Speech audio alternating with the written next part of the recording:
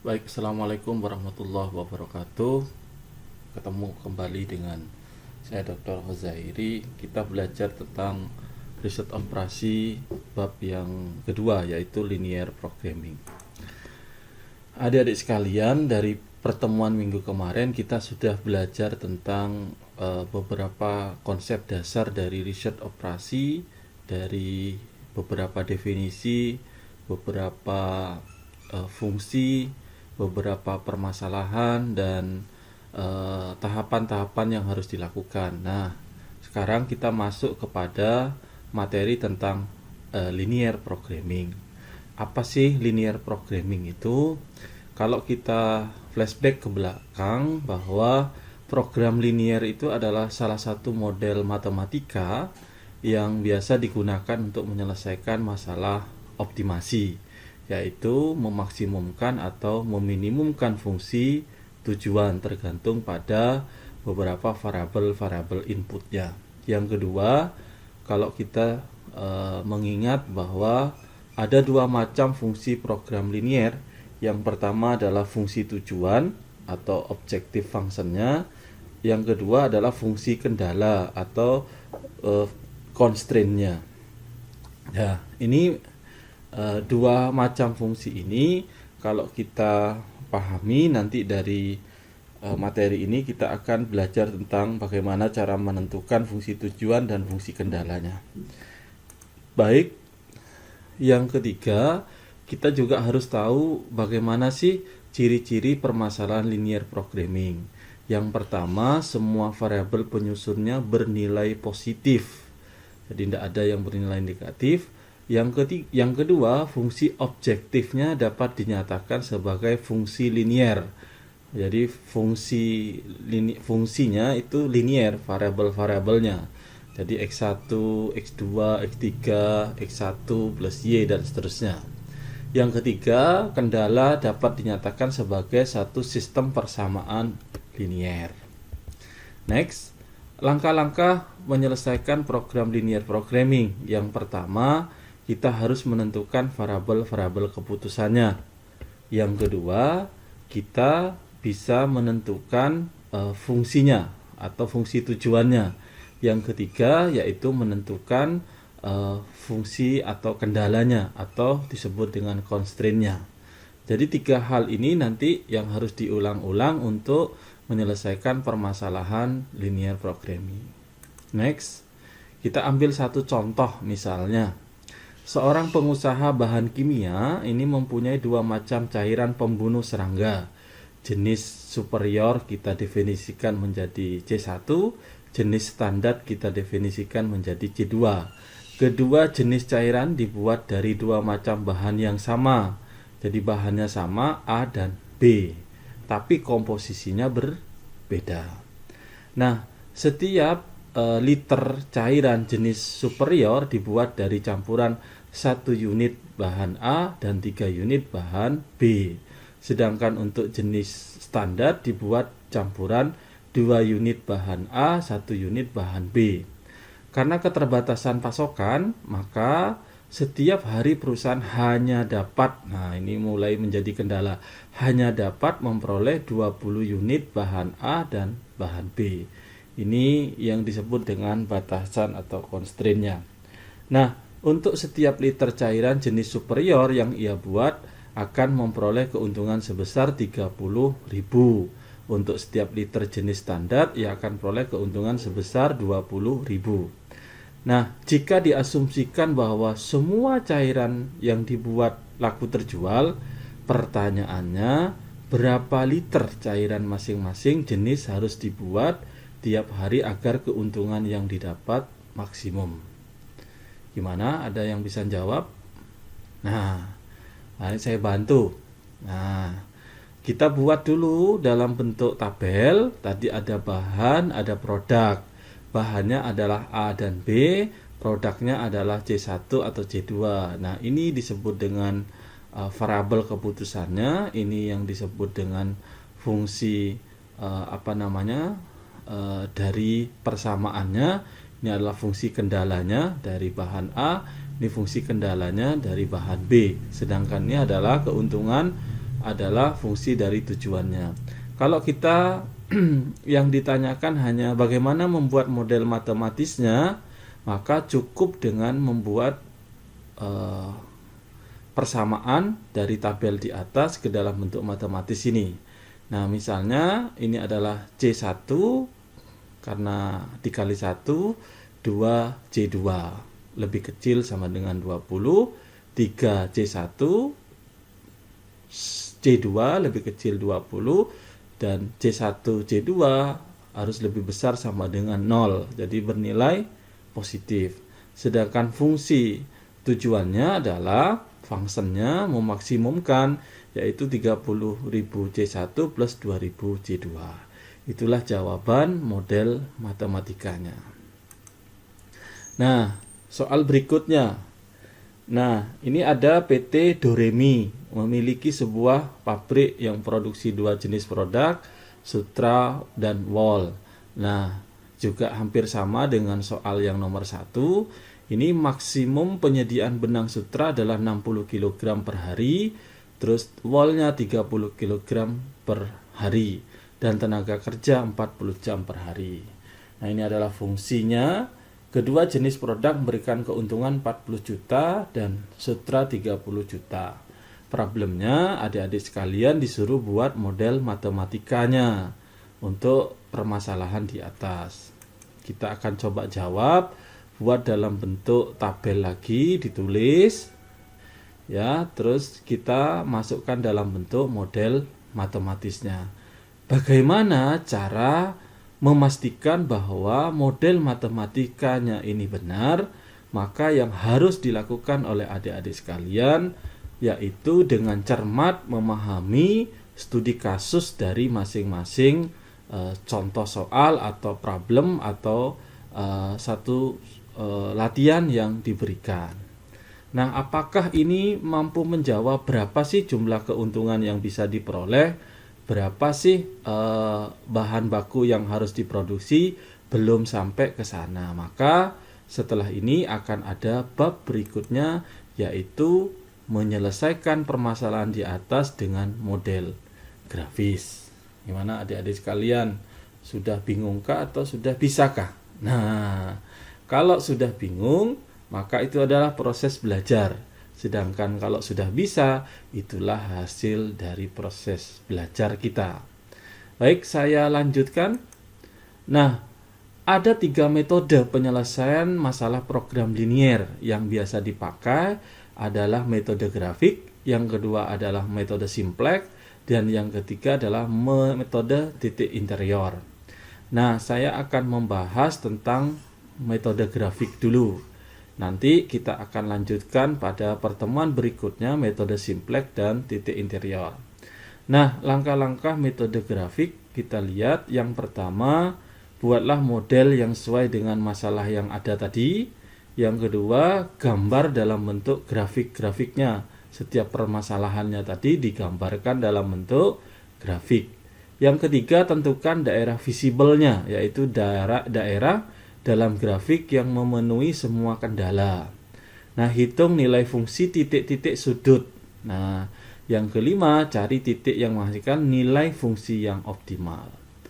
Baik, ini adalah salah satu video tentang bagaimana proses penyelesaian metode grafik. In this video, we will maximization linear programming problem using the extreme or corner point approach. What we have here is a linear programming or LP model. The X and Y in this model are referred to as decision variables. They tell us what quantity to buy, produce, sell, or transport, and so on. The 2x plus 5y here is referred to as the objective function, which we want to maximize. In linear programming, we either maximize or minimize the objective. The next two lines are called constraints. They are restrictions that shape how you attain the objective. Let's call them C1 and C2 for reference purposes. Since we're dealing with real-life objects, we do not expect them to have negative values. So the last line here tells us that both x and y have to be greater or equal to 0. We call them the non-negativity constraints. To solve the model graphically, we begin by finding points that satisfy the constraint lines. For the first constraint, when x equals 0, y equals 8, and when y equals 0, x equals 16. For the second constraint, when x equals 0, y equals 15, and when y equals 0, x equals 9. Now, when drawing the graph, we usually just stay in the first quadrant here, where both x and y are positive because of the non-negativity constraints. So for the first constraint, we have the points 0, 8, and 16, 0. We join those 2 points for the constraint line. We do the same for constraint 2, 0, 15, and 9, 0, and then draw the constraint line. Since these constraints are less than or equal to constraints, they will be satisfied in the region below the lines towards the origin. Therefore, the region satisfying both constraints simultaneously is this one here. It is called the feasible region. That is, any point in this region is a feasible solution. In particular, the optimal or best solution will occur at an extreme point or corner point of the feasible region. These are the corner points for the feasible region. Let's label them 1 to 4. The optimal solution to this linear programming problem will occur in at least one of them. To decide which one is optimal, we will find the coordinates of the points, plug them into the objective function, and then choose the best. At corner point 1, the coordinates are clearly 0, 0, at point 2, 0, 8, at point 4, 9, 0. Now, those are easy to see. For corner point 3, we can see that the coordinates are 6 and 5 by eyeballing, that is, looking at it very closely. But eyeballing is not usually the best way to go when finding the intersection of two lines, especially when manually drawing the graph. So let's see a way to solve the two equations simultaneously to determine the actual coordinates. Here are the lines for the two constraints. Now, suppose I choose to eliminate x. Note that the coefficient of x here in C2 is 5. Then I can simply multiply the first equation by 5 to give 5x plus 10y equals 80. And then we can subtract C2 from the new equation. So 5x cancels 5x, 10y minus 3y is 7y. And 80 minus 45 gives 35. And on dividing both sides by 7, we have y equals 5. To now find x, we substitute y equals 5 into any of these three equations. Suppose we choose C1, then we have x plus 2 times 5 equals 16. That is, x plus 10 equals 16, x equals 16 minus 10, and x equals 6. So the xy coordinates for extreme point 3 are indeed 6 and 5.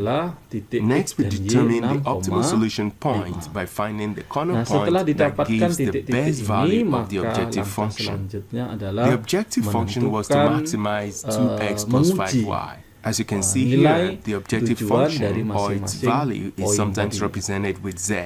So now the xy coordinates at point 1 are 0, 0, and substituting that in the objective function gives 2 times 0 plus 5 times 0, which equals 0. And at point 2 we have 0, 8, so the objective function value is 2 times 0 plus 5 times 8, which equals 40. The coordinates at point 3 are 6 and 5, so z equals 2 times 6 plus 5 times 5, which equals 37. And finally, at point 4 with 9, 0, z equals 2 times 9 plus 5 times 0, which gives 18. So here we have it. Point 2 provides the highest value of the objective function. So the optimal solution occurs at point 2, and it is x equals 0 and y equals 8. And the corresponding objective function value is 40. And that concludes. Nah, sekarang menjawab contoh soal nomor 2. Nomor 2 tadi kita, misalnya nih nomor 2. Nah, ini tadi kan masih sampai kepada persamaan matematisnya. Sekarang bagaimana cara menyelesaikan dengan metode grafisnya. Nah, maka kalau kita sudah punya tadi benang sutra, benang wall, dan tenaga kerja, masukkan dalam bentuk grafik. Dengan cara yang sama seperti video tadi, kita uji cobakan persamaannya jika X-nya 0, Y-nya X1, X2-nya berapa? 20. Jika X1-nya 30, jika X2-nya 0, berapa nilai X1-nya? Sampai ketemu titik poin 0,20, 30,0, 0,15, 0,40, 20,0. Nah, kita gambar, maka daerah visible-nya adalah di sini. Nah, bagaimana untuk menentukan titik-titik ini? 1, 2, 3, 4, 5. Kalau ini sudah ketemu tadi, maka selanjutnya mencari persinggungan antara persamaan 1 dan 2, 1 dan 3. Nah, dengan cara yang sama kita masukkan jika dikurangi, jadi persamaan 1 dikurangi persamaan 2 nilainya ini, sehingga disinilah titik X1, X2, yaitu 15, ini. Setelah itu kita uji coba dengan fungsi persamaannya 40x1 plus 30x2. Maka titik optimalnya berada di 15,10. Maka jawabannya adalah memproduksi supaya keuntungannya bisa maksimum, maka kain sutranya adalah 15 dan kain wallnya sama dengan 10. Itulah jawaban final dari permasalahan linear programming. Soal, misalnya gini, soal berikutnya. Perusahaan makanan Royal merencanakan untuk membuat 2 jenis makanan, Royal Bee dan Royal Jelly. Kedua jenis makanan tersebut mengandung vitamin dan protein. Royal Bee paling sedikit 2 unit, Royal Jelly paling sedikit diproduksi 1 unit. Nah, kita buatkan dalam bentuk tabelnya. Ini adalah vitamin, ini adalah protein, ini adalah minimum kebutuhan. Bagaimana menentukan kombinasi jenis makanan yang agar meminimumkan biaya produksi? Nah, meminimumkan biaya produksi, maka berapa titik poin yang bisa kita tentukan dari permasalahan ini? Dengan cara yang sama, kita masukkan ke dalam bentuk persamaan ini. Habis itu kita tinggal menguji fungsi dari masing-masing grafiknya, point to pointnya. Nah, pertanyaannya adalah, karena ini adalah nilai visible, kira-kira di mana titik poin yang paling minimum, sehingga kita bisa menentukan nilai yang paling optimum. Kita ujikan di sini. Nah, baik adik-adik sekalian, tentunya kalau sudah belajar tanpa ada mencoba berlatih, maka kalian belum optimal. Maka kita sediakan 2 tugas, tugas 1 dan tugas 2.